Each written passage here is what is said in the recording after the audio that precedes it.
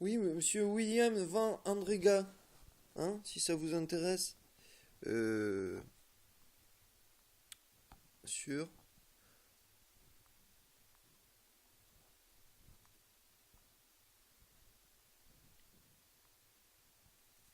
Voilà.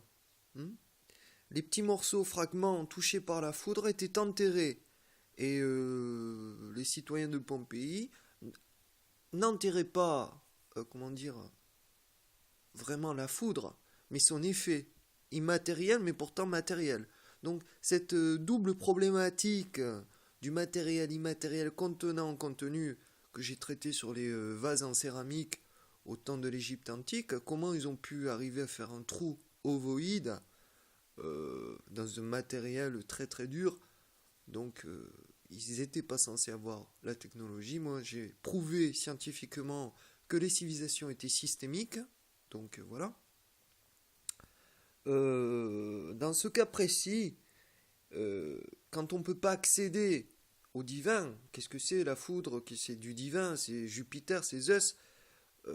On ne peut que, comment dire, se rattacher qu'aux objets intermédiaires. Donc, les bouts de branches qui ont été frappés par la foudre, on les enterre.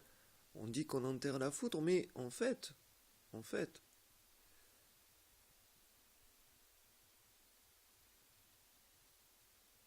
derrière ce rituel se cache du fétichisme. Voilà. Le fétichisme, c'est ce qu'on ne peut pas avoir en soi. Donc on préfère l'avoir en tactile. Donc un objet intermédiaire. Et le fétichisme, que ce soit sexuel, objet intermédiaire sexuel, etc., fait partie de cet intermédiaire entre soi, l'humain, et le divin. Voilà. C'est pour ça que la divinité Gaïa, dont Jupiter, Poséidon et tout ce joli petit monde descend finalement, la divinité Gaïa a enfanté de toutes ces divinités, c'est encore d'autres intermédiaires à l'intermédiaire qui est Gaïa.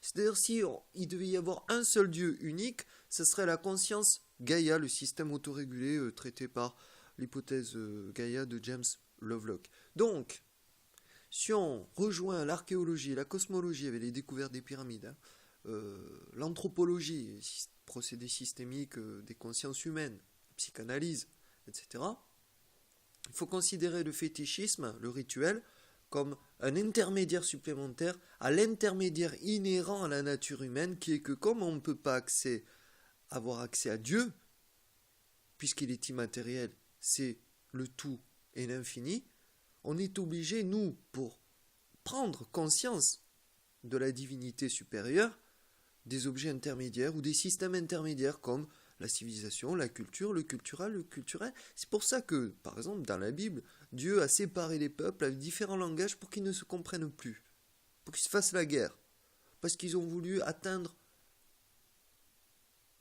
Dieu, Babylone, etc. Mais je pense que ce n'est pas le vrai message de Dieu. Si Dieu existe, c'est prenez conscience de mon autorité toute puissante. Hein.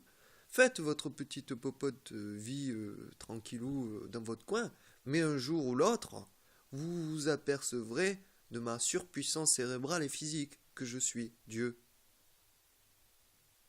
Et si vous n'arrivez pas dans le laps de temps que je vous ai fourni entre la naissance, la vie et la mort, cette prise de conscience, vous le découvrirez à travers le passage, qui est la mort.